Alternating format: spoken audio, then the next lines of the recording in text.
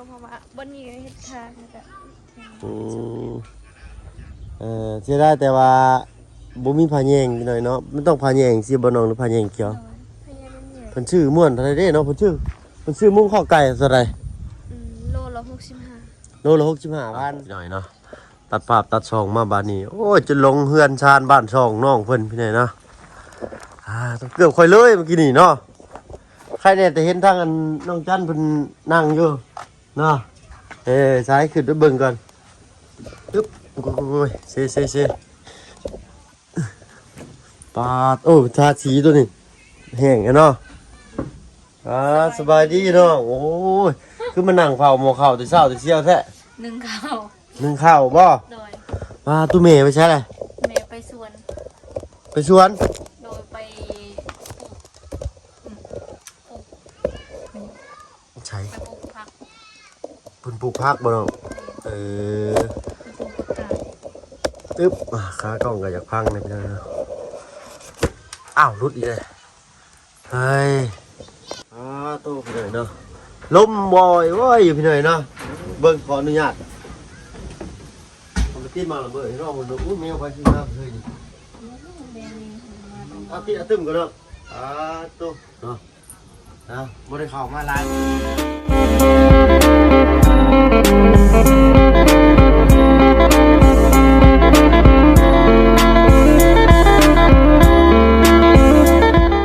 ได้พี่น้องเดินเรากลับได้สบายดีอย่างจะดีเลยคือเบิร์ดทุกท่านที่เข้ามาชมช่องยูทูบบางคนเคยหลายคือเก่าเนาะวันนี้เขามานั่งเผาหม้อข้าวน้ำร่องเหมือนกันพี่หน่อยเนาะอันนี้น้องไม่บ่นี่ฮะเป็นน้ำไม่ส้มเอานั่งรถเจ้าเอาหน่อยก็ได้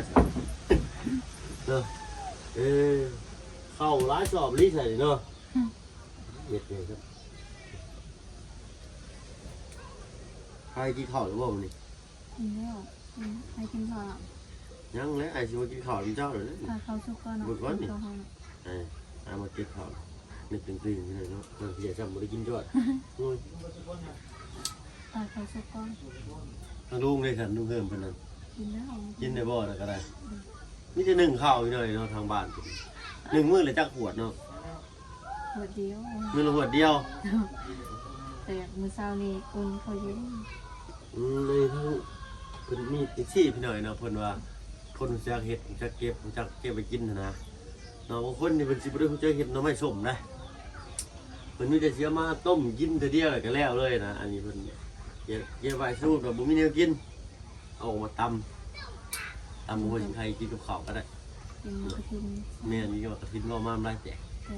มันกระถินบ่มีกระถินก็จะตัดต้นกินอยู่เลยเนาะเอาอ้ายสิมาเบิ่งกันที่ซื้อดอกมื้อนี้ฮะเบิ่งอ้ายยังบ่ทันเห็นว่ายังซ่านบ้านซองเพิ่นจบชีดีงามคักบ้านใดพี่หน่อยนะสุดยอดเลยโธ่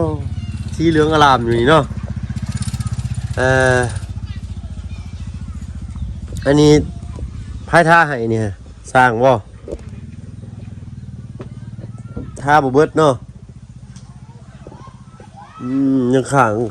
ยังบ่แห้งมาได้พี่หน่อยเพิ่นท่าสีนาโพดยังตอนเนาะเมียนสีช้ำมัน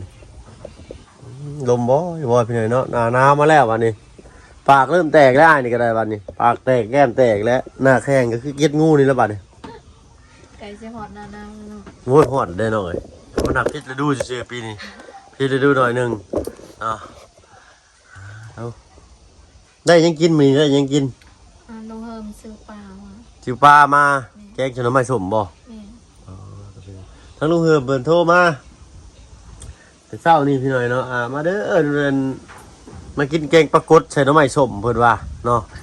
ใครเนี่ยเข้ามาเนาะถนนหนทางเพิ่นก็คือว่าปัดเกี่ยงกวางอะไรน้อยนึงพี่หน่อยเนาะก็กำลังเริ่มเดี๋ยวเราเอาดินมาใส่เอาเนาะบ่จักมื้อแล้วเพิ่นเฮ็ดนี่กับเมื่อวานนี่มันเฮ็ดเมื่อวานนี่เนาะใครเป็นคนแกงปลานี่ลุงเฮิมบ่โอ้ยมันก็ชุดในหันแล้วลุงเฮิมแกงปลาโอ้เราเห็นกินแซ่บเลยลุงเฮิมนะเห็นว่าเราจังเงินคือเด็กสมบูรณ์นี่อย่างนี้ไม่ได้ท่าเราได้นี่ฮะเนาะไม่ได้ยินเนาะลุงเฮิมเนาะ เพิ่นอยู่ตารางพี่หน่อยเนาะเอาควันลูกควันเอากระสันทางอ้ายสิลงไปอันจอบเบิ่งทางอันตารางก่อนเนาะโดย ให้ทางน้องเพิ่นนั้นนึ่งข้าวก่อนพี่หน่อยเนาะนั่งต้องตอบขาถ้าหดเข้าเฝ้าอยู่หั่นน่ะลีแล้วก็ได้เนาะโอ้ยประตูนี่เพิ่นก็เฮ็ดให้ใหม่แล้วนี่ตอนแรกก็บ่มีประตูเนาะเงินค้ำบ่อยู่พอลูก FC เพิ่นว่าสร้างจัดให้ใหม่บัดนี้ไปล่ะอึ๊บบันไดนี่เป็นบันไดบันไดบ้านเส้นนอกนี่บันไดเฮือนใหญ่เนาะอันนี้ต้องเช็ดหน่อยนี่เอาผ้าชุบน้ำบิดมามันมาเช็ดแบบมีคราบขาวมันสิงามกว่านี่แล้วคนมักร่างแล้วหน่อยเนาะบันไดแล้วก็เบิ่งสิพาพี่น้อง FC บำรุงหล่อเหมือนกันเนาะห่านใส่เกือบพิษข้างบัดตานี่พอดีเลยพี่หน่อยเนาะอันนี้ก็1.50 ความสูงเนาะจากพื้นดินเนาะเอาลึอันต่อเติมมาบ้านในบ้านล้างได้กันเดี๋ยวว่างามที่ไหนนะโอ้กองไฟยังอุ่นอยู่อันนี้เป็นไม้ที่เป็นไม้เก่าเพิ่นมากบมาใส่ถ้ากูมีสีทาพี่น้องทาสีนี่คือสีขาวเราอยู่นี่อยู่ลักษณะนี้ก็ถือว่าโอเคแล้วพี่น้องเนาะ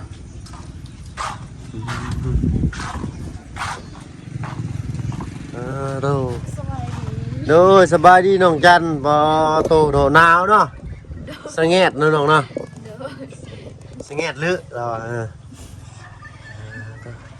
อันนี้ก็กินข้าวแล้วบ่น้องกินแล้วผู้อ้ายเด้อัน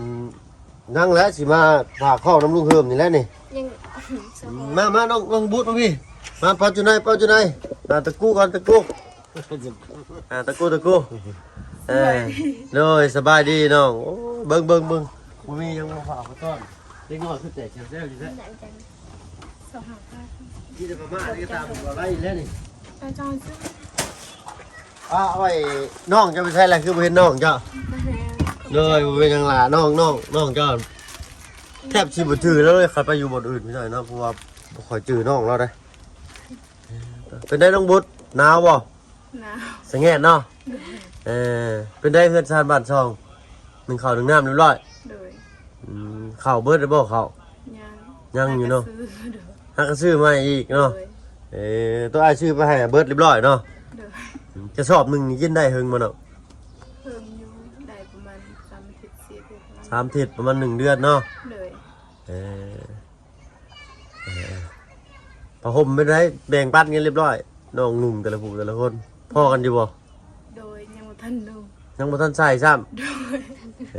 ใส่แล้วเด้อพอมันหนาวเลยเพิ่นนำมาให้ใช้แล้วได้บ่ต้องเก็บไว้เนาะเอารอท่าทางน้องหัวเพิ่นกันที่ไหนนั่นจังหน่อยถ้าจอบงานพักเพิ่นก็ทอดสิได้เลยต้องจันปลูกเป็นบ่ยังบ่ทันได้ปลูกโดยบ่มีอันนั้นแนวอันนั้นบ่มีแนวกั้นผ่ากั้นบ่มีพี่น้อยน้อยใช้เบิ่งอยู่หั่น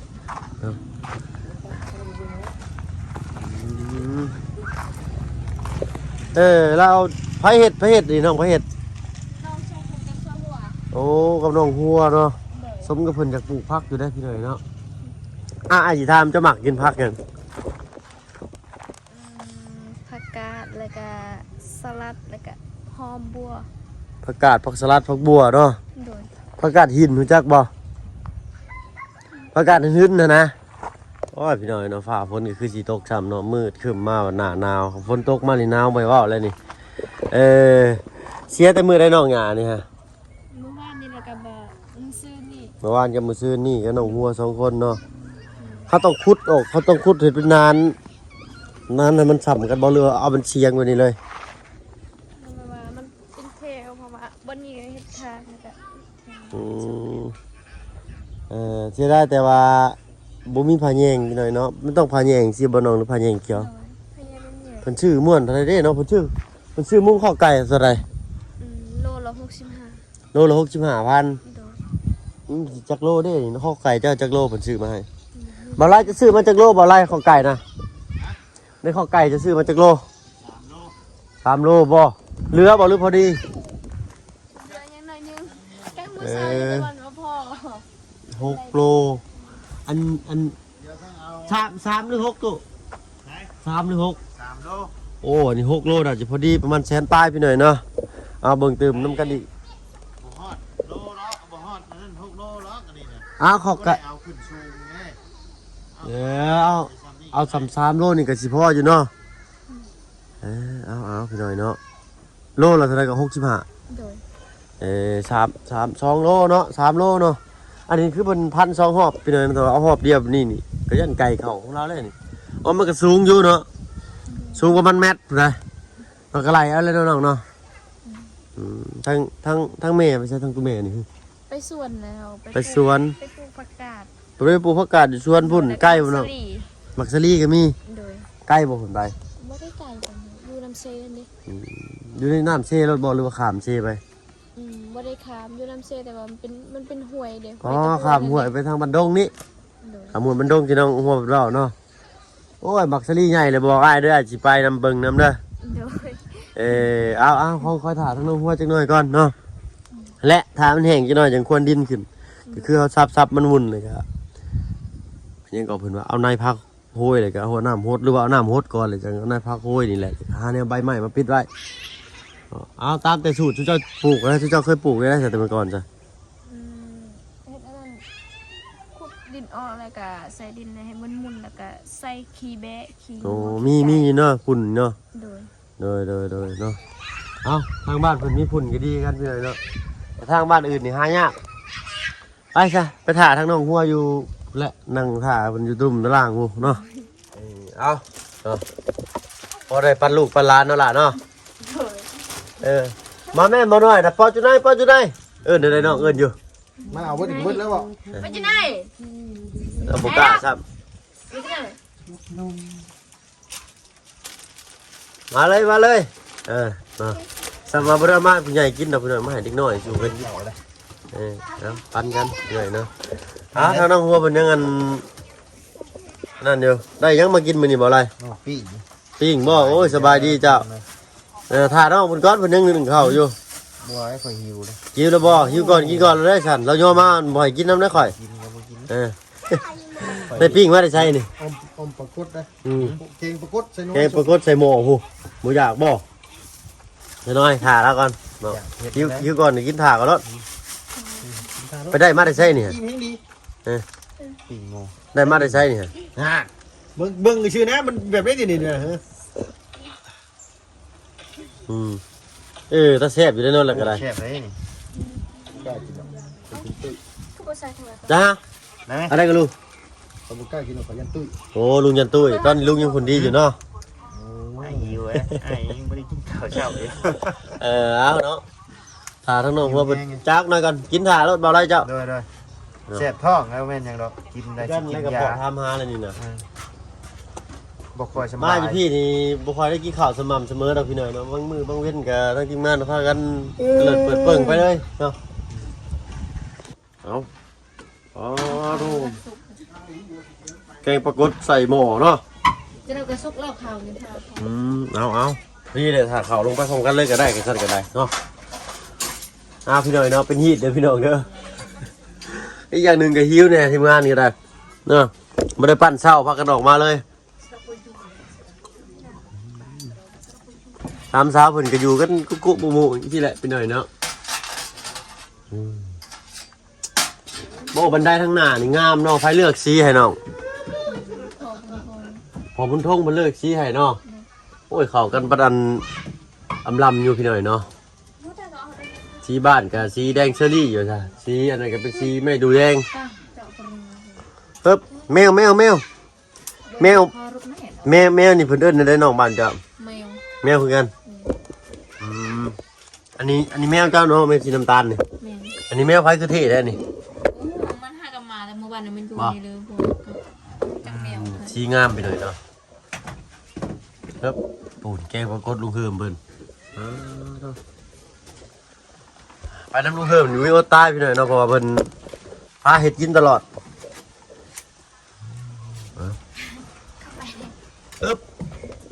ได้บ่ร้องได้บ่ ได้ ขออนุญาตได้ข่อยพลาดลงนี่บ้าโตกิ้งลูกบอลโนดตุยครับฮึบมาสิหาให้มาได้บ่ ได้แล้ว โอ้สำนานอันนี้นี่เนาะ สิเป็นตักมาหลาย จนสวดแล้วอ่ะ กินอยู่บ่ เนื้อไว้ให้ทั้งตู้แม่ทั้งอยู่บ่เนาะ ไว้แม่งตุ้มแม่ดึงบ่ เอาบ่ไรเอามัมบัดนี้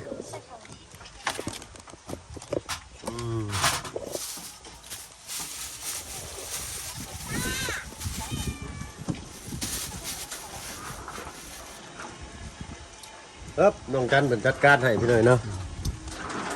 บ่ว่าน้องจันบ่ว่าน้องหัวบ่ว่าทั้งตู้แม่เนาะ ถ่าก็บ่ถ่าแล้ววะ เอ้ย เห็นไหมจะหิวเนาะ กินก่อนแล้วนะบ่ไร มาเด้อพี่น้องเด้อกินข้าวกัน กินก่อนบ่ได้คือหยังก่อนได้บ่ไร โอเค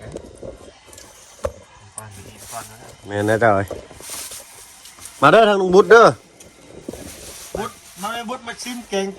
ปลาโคจนเป็นเก่งปลากดใส่ เก่งประโค ปลากดใส่มา เก่งกดเสไม้สุ่มบ่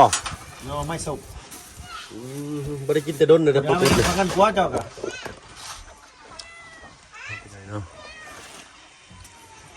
ครับเป็นได้บ่ไรแต่แอม แอม แอมเนาะมาลุงบุตรมาเข้ามาเบิ่งชี้มึงดูแกปรากฏลุงเฮิมคอยเชื่อเอาลุงเฮิมเป็นยังกระแซ่บ เอาไปแม่ลูก แล้วหัวปลาได้ทีมน้องมันน่ะจะทำนั่นก็จบเลยแต่บอกหัวปลาไว้ทีฟังนั่น ว่ามันสิบอกเด็กนะ เอ้าแต่ตัวเจ้าเองบอกเป็นหมวกเจ้าเห็นมาบอกได้ถือไปซ้ำเลี้ยงแมวบ่ตายแล้วนี่ เขายังไม่ทันได้ชุบ ครับครับ แล้วแซ่บ เด้อพี่น้องเด้อกินข้าวเด้อมาหน่อยยัง ตา ไง ยเด้อมันนี่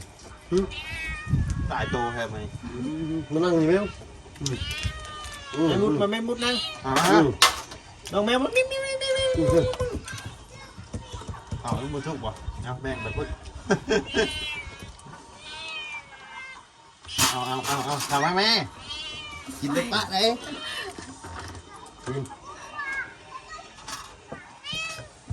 เมืองถ่านของหัวก่อนตัวพี่น้อยดึงกดกล้องเมื่อกี้นี่เบาไล่กินจุดสิเบิดแหละค่อยเขาก็ได้กินปิ้งหมูหรอกพี่น้อยเนาะเอา เฮ้ยได้ แซ่บพี่น้อยเนาะมาแม่น้องหัว กินแล้ว สามเช้าเพิ่นบอกกินข้าวนั่งเฝ้าซื่อๆพี่น้อยเนาะ หุ่นบ่ น้องบุญปลูกพักเป็นบ่ เป็น ปลูกใส่น้องหัวเด้อ เลย สิมาเบิ่งเด้อเนาะ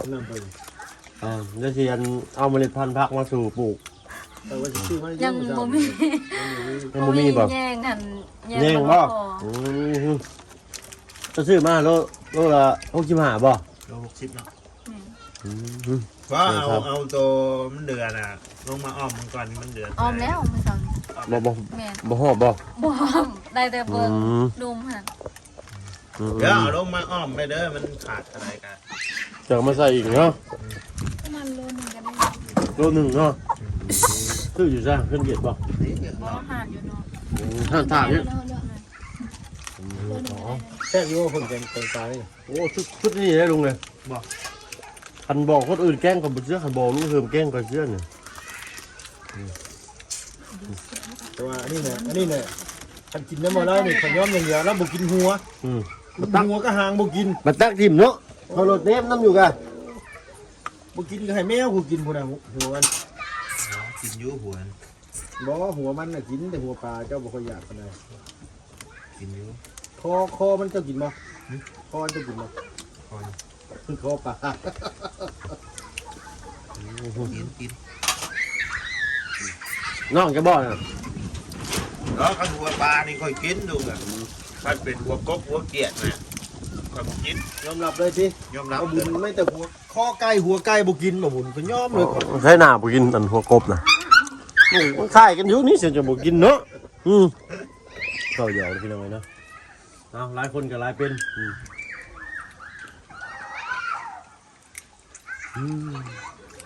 โจ้ไว้อีกก่อนพี่น้องจนจะจบพี่น้องเนาะกินข้าวกินน้ำอิ่มพี่มันนะบาดนี้ก็สิได้กินแล้วเลยแซวนี้นะน้องเอ้ยเนาะทางตัวแม่เป็นยังบ่มา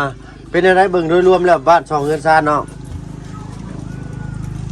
แม่น่าจะได้เบิ่งในสายหูสายตาจะเป็นอะไรวะบ้านช่องเงินซ่านจังนี่ งามแฮง งามเนาะ บ่ค่อย อ๋อหรือเป็นได้น้องบุตรเห็นเลยงามบ่เบิ่งแล้วคือสีเสาตลอดเลยเนาะบัดเว้าบัดหัวได้หลักอะไรเนาะ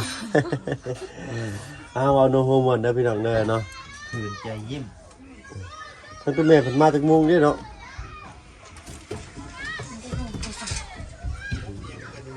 บูแรงเพิ่นมาน้องเพิ่นมาหรือว่าเพิ่นมาตอนช่วงเที่ยง